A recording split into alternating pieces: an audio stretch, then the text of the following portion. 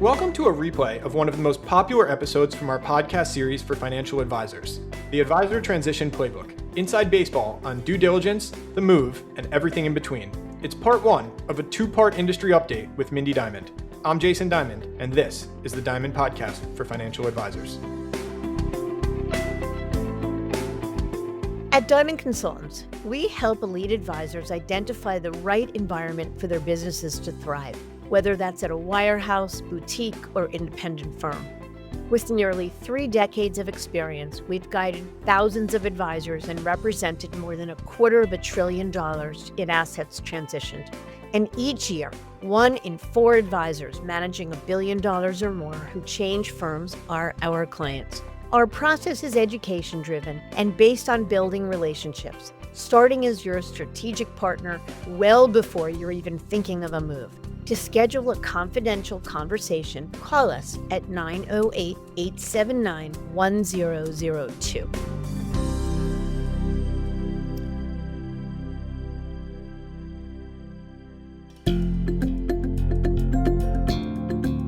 Wondering why advisors change firms and where they're headed?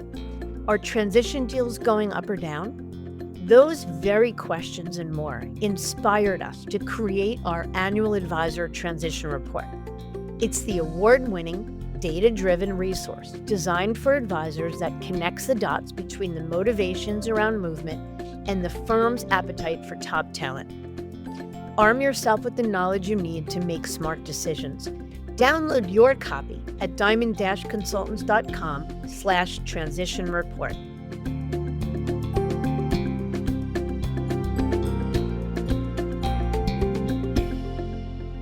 Everything about a transition can seem incredibly overwhelming.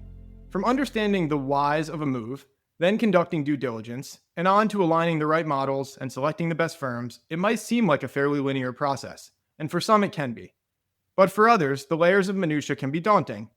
Essentially, it comes down to the adage, you don't know what you don't know. So the goal of this episode is to share some inside baseball and how to get from here to there. I asked Mindy Diamond to join me to help draw from decades of experience in helping advisors through their transitions. We dive into the misconceptions, the common traps, the allure of a big check, and much more. Essentially, it's a download of what you need to know when considering a move. There's a lot to discuss, so let's get to it.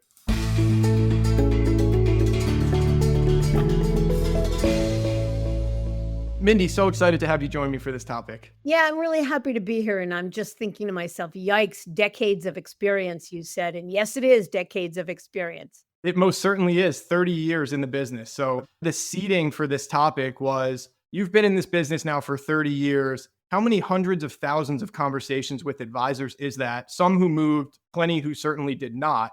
But ultimately, what we thought would be useful, because it's a question we get most commonly from advisors that we speak with, is like, tell me what I don't know. What are the questions I should be asking? So I'm going to just pepper you with some of the most common questions we get, and I would love to share the benefit of your wisdom and experience with our audience. That sound good?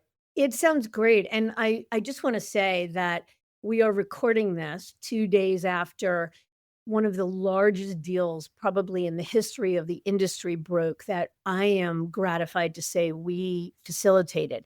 The Open Arc team, who left Merrill with $129 billion in assets under management, broke a couple days ago to go independent. And I'm hoping we have the opportunity to talk about some of their best practices and things we discovered along the way, because I think it's relevant. And a deal like this gets a lot of attention. People always want to know what they do right and what went wrong. It's a good point. I'm glad you bring it up. First of all, it's so timely, but I think you can almost use it as like a case study a little bit to answer some of these questions. So let's dive in with that. I want to start with the big picture, why? Because that's the number one thing I think people want to know is, why do advisors move?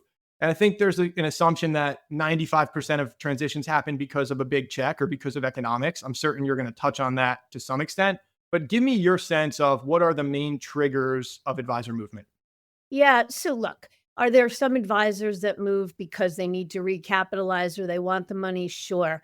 But the absolute vast majority are moving because they come to a place where one of two things is true, and oftentimes both. One, the pain of staying is great enough, meaning there's enough frustrations or limitations that they've gotten to a point where, despite efforts to the contrary to make it better, despite gutting it out and saying, on par, it's good enough, they come to a point where there's limitations in how they can serve their clients, how they can grow the business, and that's just untenable for them.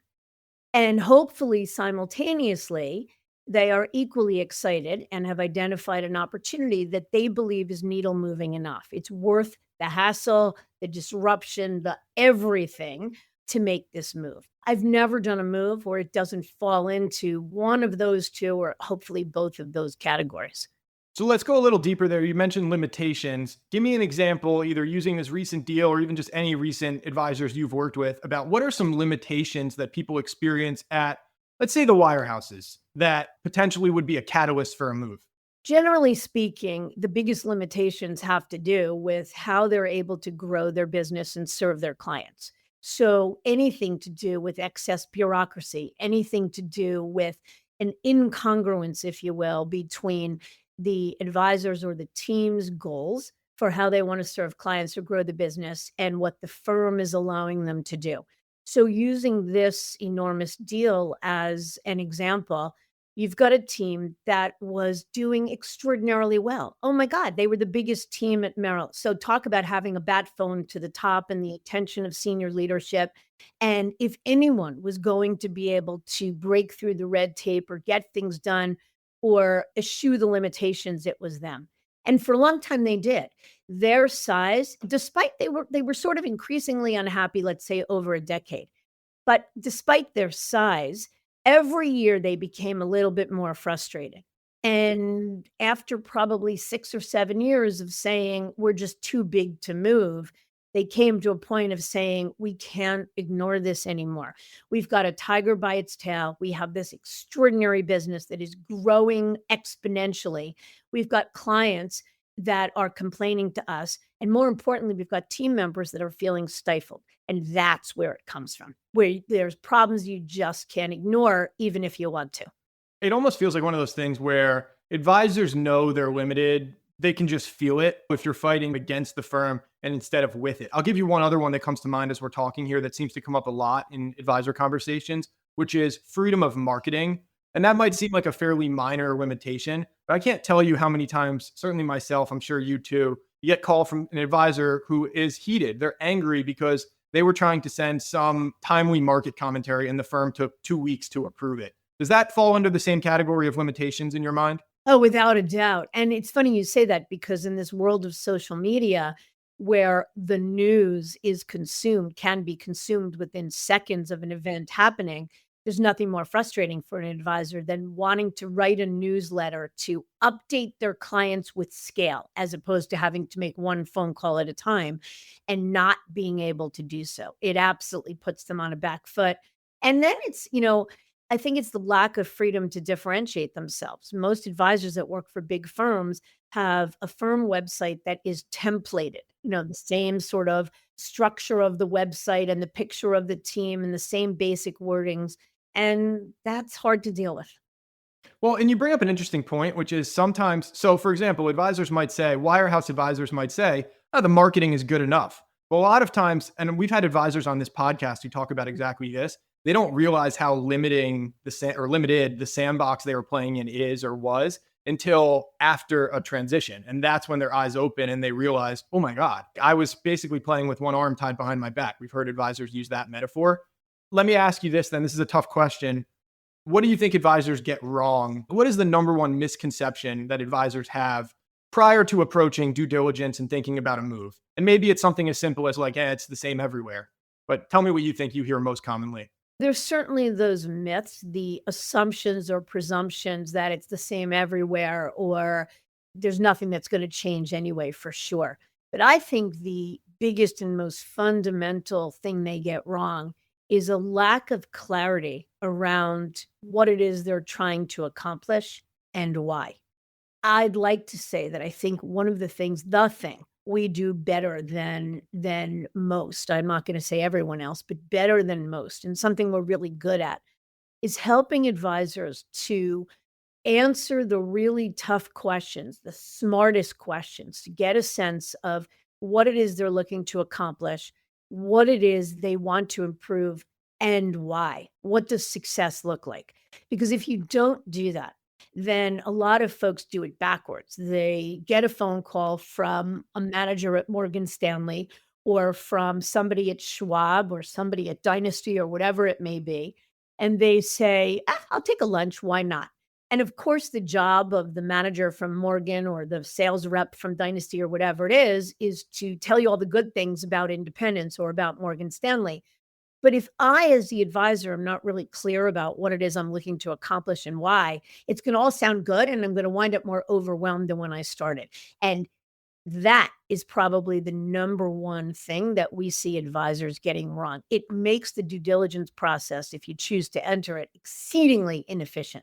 And I totally agree. So I'm an advisor. I want to start due diligence in earnest. I know in my head things are suboptimal. I'm not going to go so far as to say I definitively want to move, but I'm a wirehouse advisor and I'm thinking for the first time in my career, I've built a nice business, but it's time for me to start getting educated. So what do I do? Do I just say, hey, John at Morgan Stanley, what's your recruiting deal look like these days? Like, tell me for an advisor who's never thought about this before, what does the basics, ABCs of this process look like? Yeah. So it's definitely not first step calling Morgan Stanley, even if you're pretty sure Morgan Stanley is where you want to go. I'd suggest that's probably one of the last steps, and I'll tell you why. The first thing is to give yourself permission to say, even if I'm not 100% certain that a move is in my future, or that I know I'm unhappy enough to go through the hassle and disruption of making a move, to give yourself permission to get educated. The world, the industry landscape, the ecosystem, everything looks entirely different than it did 5 and 10 years ago.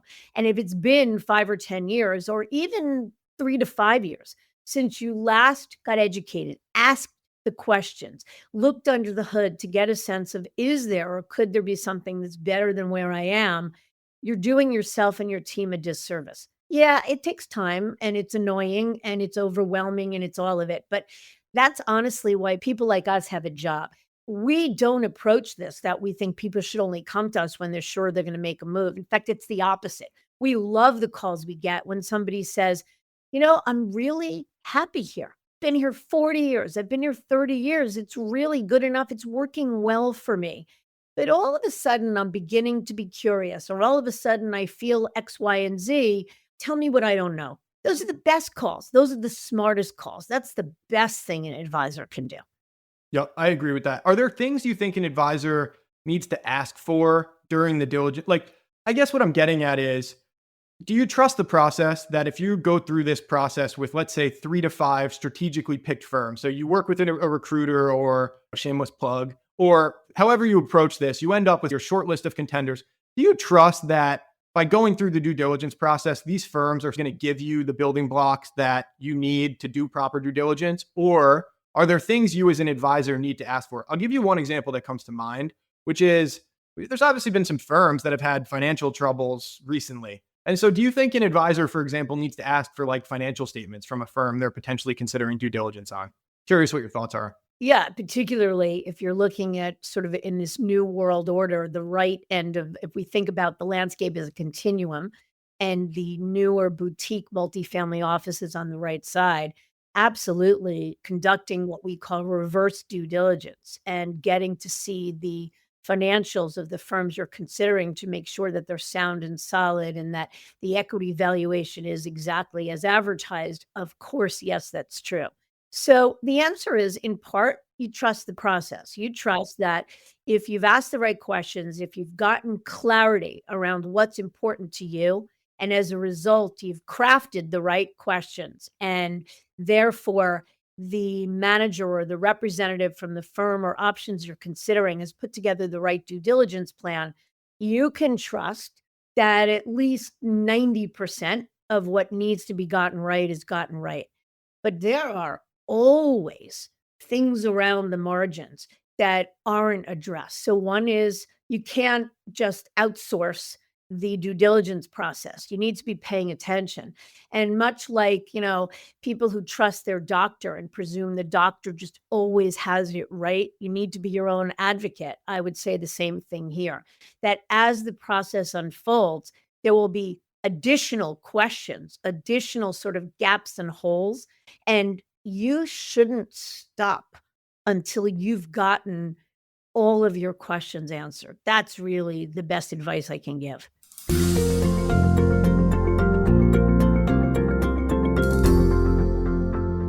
You're talking to John from XYZ firm and Jim from ABC firm, and they're going to tell you what's great about their firms. So, how do you know that you're not just buying a false bill of goods? It's just a glossy kind of sales pitch. Part of it is, I'll give you my answer first. Part of it is, I think you test drive the systems. I think another step I suggest a lot is calls with advisors on the platform. So, an advisor who left UBS to go to Morgan Stanley, probably the best possible person to ask about Morgan Stanley. Any other additional thoughts on that one? So you took the words right out of my mouth. Absolutely. That is the number one way to do it, is that you ask for an opportunity, and you can do it in a name blind way without sort of identifying yourself, to talk with advisors that have made the move, that are two things: that either came from the firm you're coming from, so you get a similar perspective, but it's equally important to talk to advisors that have similar business mix. It doesn't matter what firm they came from, even if it's not the same as yours. But how does someone that services international clients, how are they better able to serve those international clients at this new firm or new model than they were where you are? So we're talking about it as if it's wirehouse to wirehouse. But very often in today's world order, especially looking at this giant move from this week, it's about wirehouse to some version of independence. So there's so much more due diligence, so many more questions that are required. And it is even more important in that world to really get an understanding of what it's like from the perspective of somebody that's walking in those shoes. And I will tell you, Jason, and you know this, that literally the number one reason I started this podcast more than a decade ago, and why we continue to do the podcast and the feedback we get, is because the feedback from advisors that have joined a platform already is the very best feedback, the best sort of way of, in a discreet, confidential manner, to hear the truth from somebody who doesn't have a horse in the race, who's just sharing their perspective with you. And that's the feedback we continue to get. In a couple of weeks, I'm interviewing, as an example, Neil Rubenstein. Neil's an advisor in Texas that came from Merrill that we moved to Rockefeller. Perfect example. So many advisors that are considering a move, if they've got high net worth clients, are going to look at Rockefeller. Well, what better way to understand what Rockefeller is about than to hear it from an advisor that's walked in the shoes, not only of a Merrill advisor, but services high net worth clients, and that have information or perspectives similar to Neil. What do you think about that? Do you agree with that?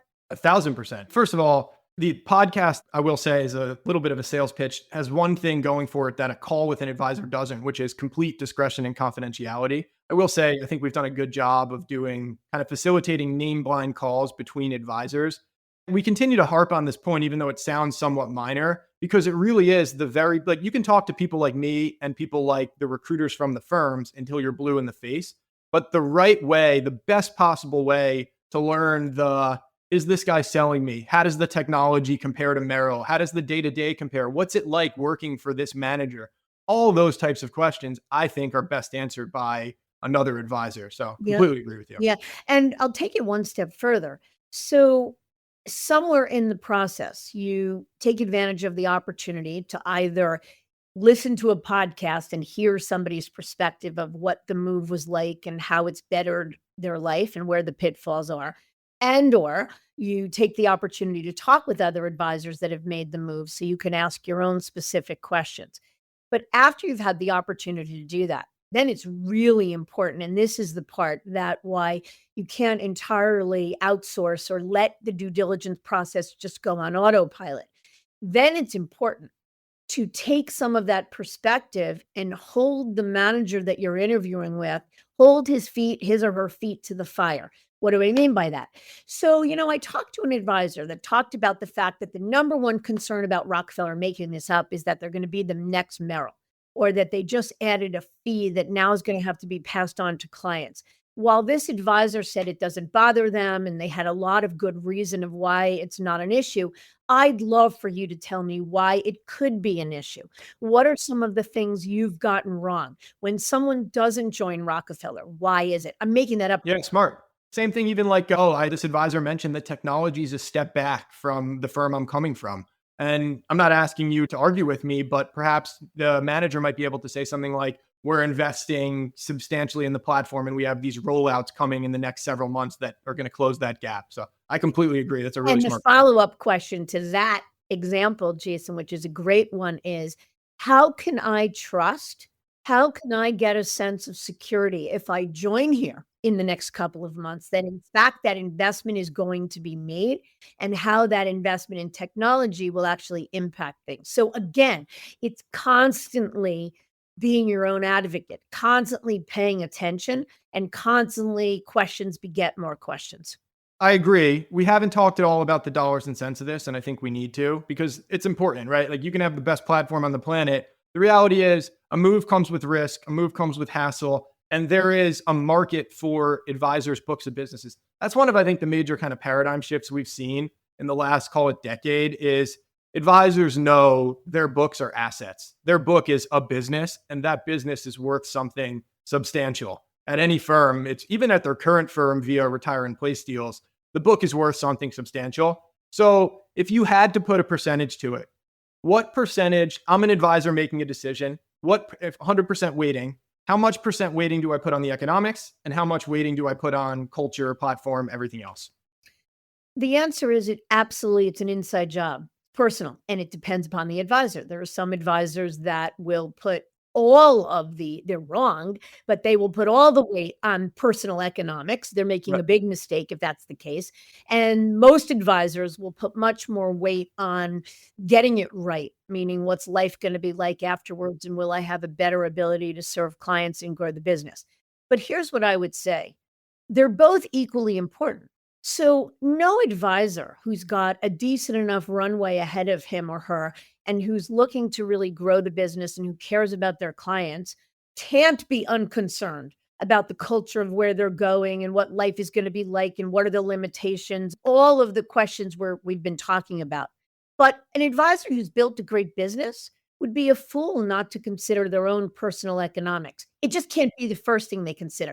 And in the book I wrote, Should I Stay or Should I Go? I wrote that 100 times, that it's all about it. Lead with what's important to the business and important to clients, do the right thing. You can't ignore personal financial gain. So let's talk about this move of OpenArc, this $129 billion Merrill team.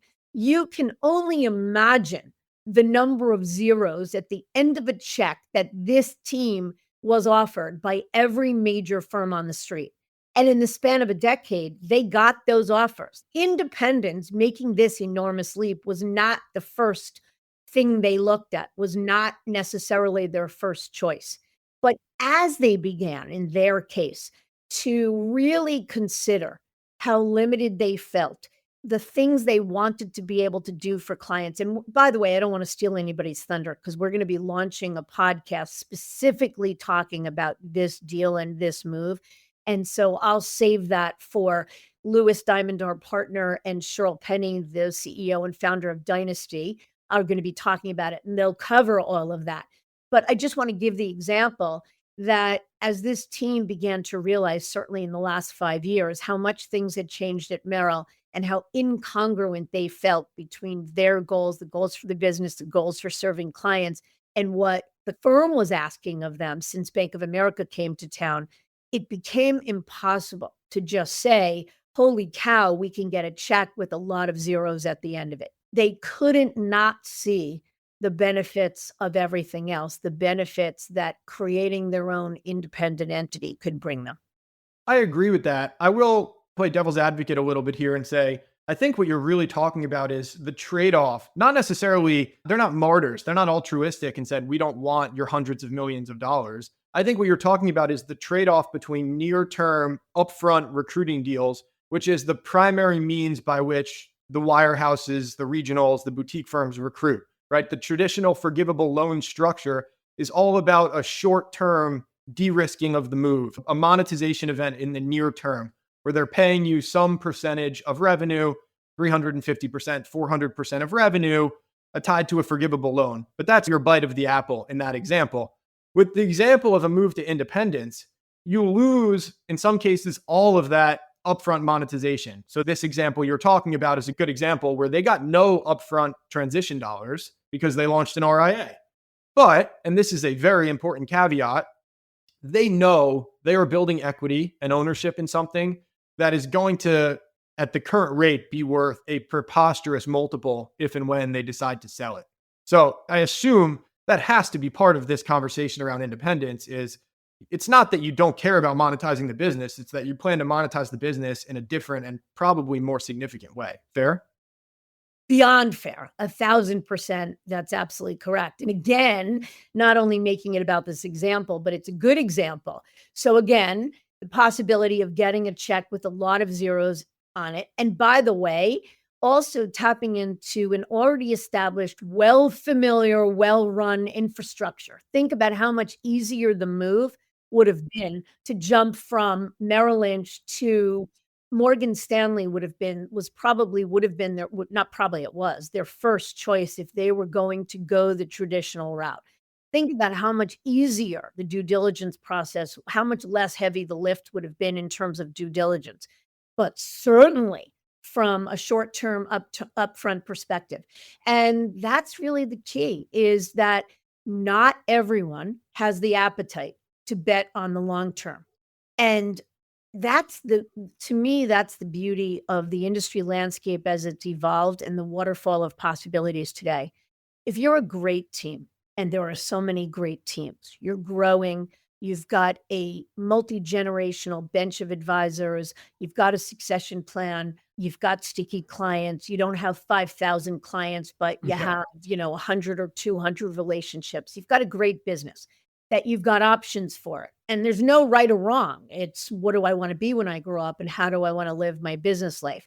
And if you query 10 of those great teams, 5 of them will wind up moving to the traditional space. That doesn't make it wrong. It's just that's what's right for them.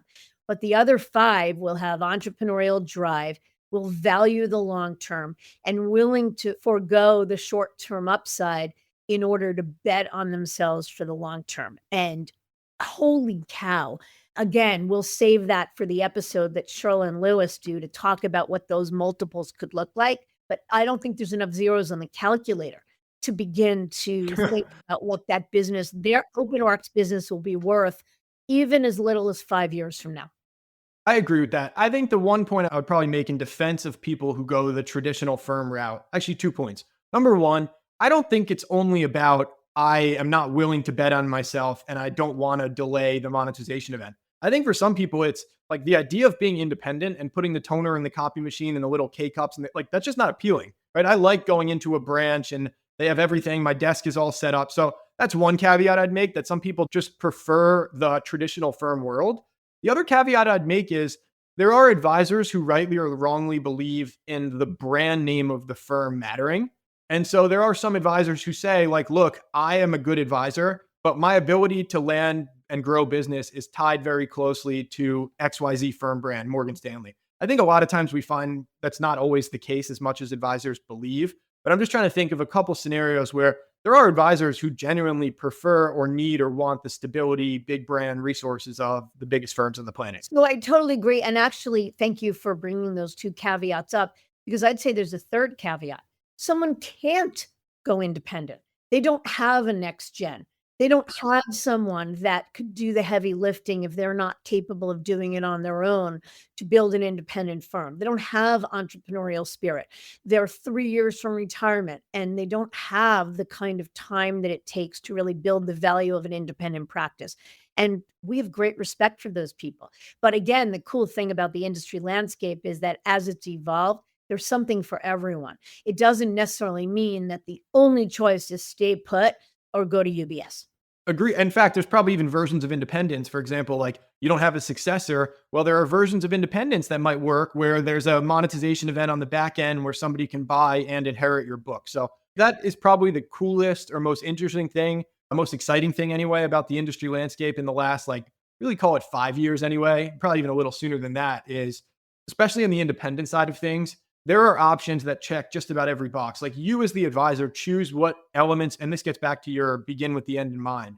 Choose what elements of the business you like and want to maintain control over. Choose what elements of the business you don't. And there is probably a solution out there that works to check those boxes. And then that goes back to what we were saying. So even if you are 90% satisfied and 99% certain you would never make a move, if you haven't gotten educated in some capacity, whether it be listening to a podcast, reading articles, talking to a recruiter, talking to other firms, talking to friends and colleagues at other firms, or some combination of all of the above in the last 5 years, I think you're doing yourself a disservice. And again, not because in any way we're trying to sell you on making a move, but because we believe knowledge is power and it looks different than it did. So make sure that you're challenging your own assumptions and that you're really crystal clear that what you believe or what you believed 5 years ago is still true today.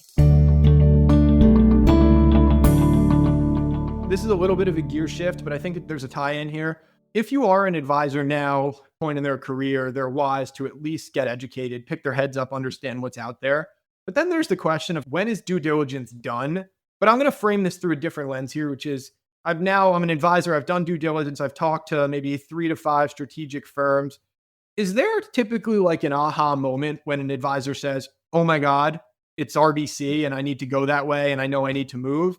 Or is it more process driven than that? Like, what are your thoughts? Because I think a lot of advisors struggle with that. And I often find myself telling advisors, like, trust the process here, and you'll know when you don't have to know right away in the first inning of due diligence which firm or which model you're leaning, or even if you're going to make a move. But curious what your thoughts are on this one. Yeah, in fact, we hope you don't. We hope that you don't go into this process with preconceived notions. We hope that you don't make a decision after one meeting because we do think that there's value in the process. And people get to that aha moment at different times. You and I are working with a team right now that is 22 meetings in. And that's not to say every process takes 22 meetings. But the team is sort of taking it slowly. They started out looking at 5 or 6 firms. They've narrowed it down now to 3. The goal is to get to 2 or 1, then to get to a home office visit to the one that's their first choice. They're absolutely getting closer. But even, and I'm probably exaggerating at 22 meetings, but I'm making a point that even at this point in the game, which is probably a good, would you say 5 months into the due diligence process, I don't know that they've had an aha moment. They have an aha moment that they know they don't want another wirehouse. They don't want to be independent because the senior member of the team is exactly that person we just described, that he doesn't have the kind of time in the business in order to make independence Or worthwhile. drive. They just don't want independence. Right. Yeah. And the next generation doesn't really want it. So at this point of the game, the aha moment is think we want a regional firm or a boutique firm. But it's not an aha moment yet that it's going to be this firm. And that's, I think, a good point. A lot of times the aha moment is the model first and then the firm. And sometimes deal can be like the type, like, okay, I know I love the regional firms, but one is offering a deal that's 100% better. And that's often when we actually will counsel advisors. It's okay to consider the deal. The deal is a factor, as you said earlier. So If I can, that's please. actually a great point. That's the perfect example of where always consider the deal. Just don't make Right. it your primary or first consideration. So if you've done all the right due diligence and 2 firms or 2 opportunities stack up next to each other perfectly, they both will allow you to move the needle significantly enough. They both will allow you to do better for clients and grow faster and do everything else that's important to you. Then it's absolutely time to make deal the tiebreaker. So you threw out 5 months and talking about 22 meetings. Let's table that. An advisor calls you, Mindy, this morning and says, I'm not unhappy, but I'm getting that itch. Give me the average time it takes them from that first call this morning to the moment they resign from their firm, and then give me the quickest they could do it if they needed to. Yeah. So let me start out by saying that those calls we get from advisors come in 2 different categories. One is, yeah, I'm getting the itch, the straw that broke the camel's back happened yesterday when X happened. But the other call is the one we mentioned earlier, which is I'm 90% happy. I am growing exponentially. I get time to coach my kids' soccer game. I have great quality of life. I have a great team. I've been here 30 or 40 years and life is good. I'm watching more of my colleagues go, or I'm feeling more pain, fill in the blank for whatever that is. And even though I'm 90% happy and I'm 100% convinced I don't want to move, that moving is a hassle, I can't not see the handwriting on the wall, and I at least need to get educated. So let's assume that we get one of those calls.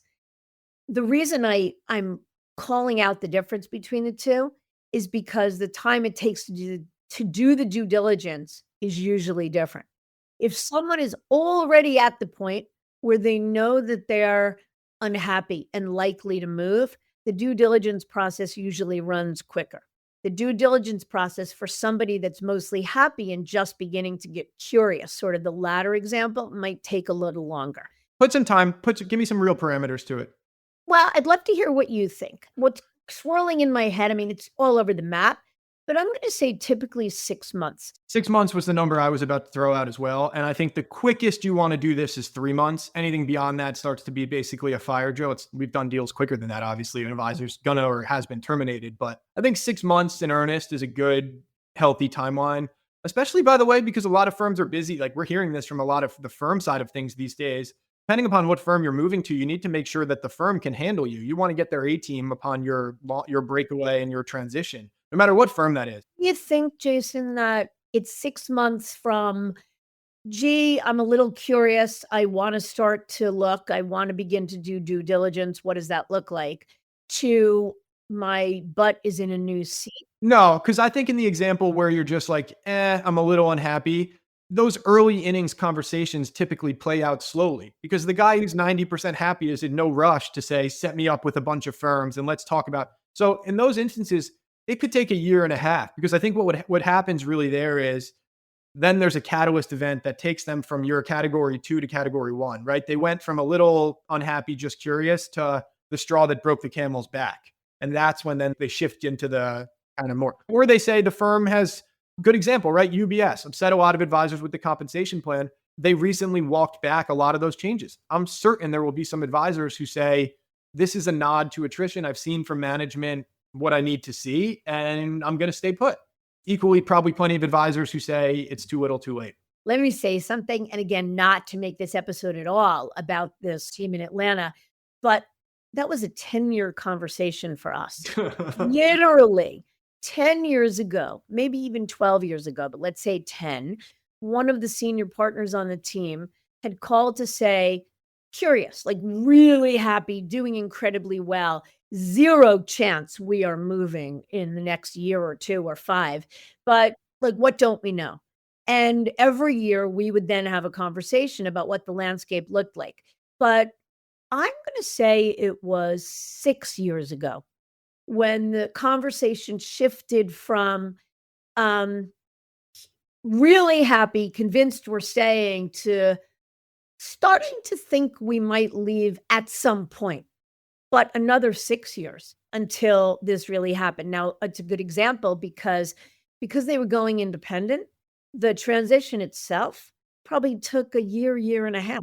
And the size and complexity of the team, by the way, probably amplifies that as well. So there are outliers on either side, and that's the point I wanted to make. Correct. Very fair. I'm glad you bring that up because there's no cookie cutter answer. It totally depends on the makeup of the business, where you're going, how you're going, when you're going. I think we have time for like 2 more questions, and I want to make sure we get to this because we've talked about this through the lens of the advisor and the advisor's team. We haven't talked much about the client experience. And that is clearly some portability in general is something that gives advisors anxiety, rightfully so. Right? I think if you could tell a lot of advisors with 100% certainty that their book would move, I think many more would be interested in moving. I think portability is often, or concerns about portability are a lot of times what keep advisors in seats. I guess what I'm getting at is because that initial client conversation is so important, is there anything you coach advisors to think about or to say to clients or potential clients as they consider a transition? Well, so I mean, you have to be mindful certainly of your own employment agreement and the legal considerations of pre-soliciting. Important point. Yep. No way are any of us advocating for pre-solicitation. But you do have to have a pretty good sense in your mind without asking the client specifically who is likely to come and who not. And the determination, the sort of hypothesis or the supposition of who will come and who will not has everything to do with where you're going and the value proposition. Will I be able to make a compelling enough point? Will I have compelling enough reasons where it's not about me, the advisor, it's about you, the clients, about how I will better be able to service them? And if I'm able to say to a client, if I make a move or I'm making this move and I'm now going to be able to do X, Y, and Z for you, I'm much more confident that they will be able to come. In the case of this open arc deal, the Atlanta team, they did a lot of retirement plan business. So they had to be really concerned about how they were going to position this move and the new brand, separating from the Merrill brand, how they were going to convince their Fortune 500 clients that this was the right move. So it always has to start with what's best for clients and how will I pitch it, if you will. I love how you answered that because it's like two different answers to me. Part one is handicapping the portability, and that's pre transition during the due diligence process. Honestly, if you're an advisor, you could do that now, right? If I were to make a move, here's my client who I know with 100% certainty would follow me. Here's the maybes, here's the no. You come up with a weighted average portability metric. I totally agree with you on that. And then the second piece of it is you have to be constantly thinking, this option might sound the best to you, but remember, you're going to have to eventually, I agree, not pre solicit, but post transition, you're going to have to sell it to your clients. So you need to be thinking about every conversation you have with every firm through that lens. Do you agree with that? Like, meaning I'm going to move my business from UBS to Morgan Stanley. You get paid a big check, but can you Yep, articulate to clients what's in it for them? 1000%. And it gives us this, it's such a good point because we're going to give you some inside baseball here. The number one question that any advisor who is in traffic with any firm or any model needs to ask is, put words in my mouth. If we were fast forwarding to the day I made a move and joined your firm or joined your model, help me to understand what would the pitch to my clients sound like. And then you need to sort of absorb that pitch from the perspective of your clients. Put yourself in the shoes of your oldest clients, of your youngest clients, of your most important clients, of your middle of the road clients, of your middle net worth clients, whatever, of the institutional clients, fill in the blank. Does that value proposition fit? That is one of the best ways to assess whether a firm or an opportunity is better enough or good enough for you. It's such a good answer. And I love the inside baseball look there. Also, by the way, it has this side benefit of you're forcing the managers or the recruiters to articulate almost like a succinct value prop on their firm, right? Like, tell me hypothetically, what would I say to clients about why you're just picking on Morgan. Why is Morgan Stanley better than my current firm? And that answer ought to be compelling.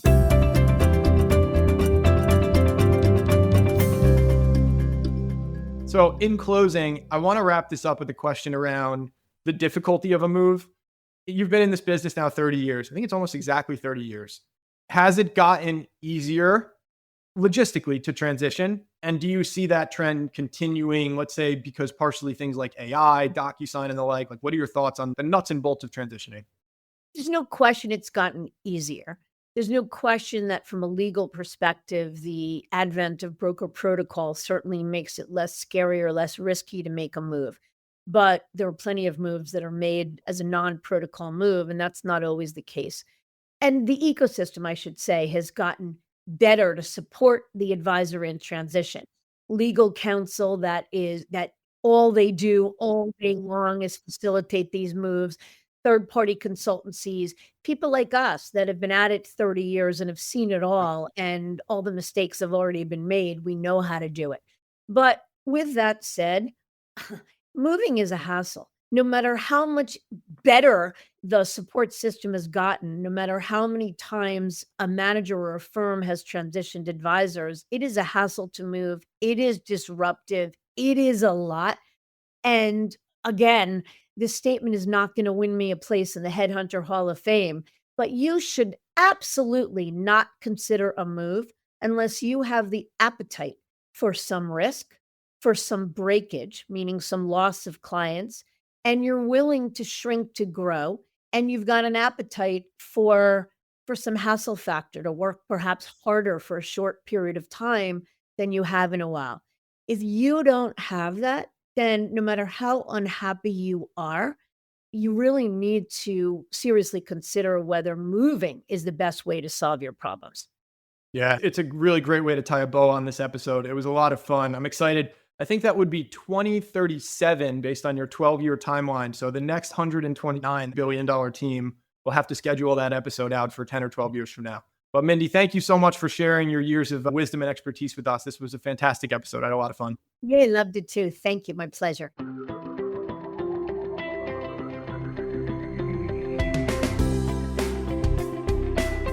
Thank you for joining us. We'll be back with a new episode next week, so be sure to listen in. As a financial advisor, you hold yourself to the highest standards of integrity, honesty, and credibility. You are successful because you take your professional responsibilities seriously and are dedicated to your clients. But are you living your best business life? Are your goals aligned with your firm's, or could a better option exist?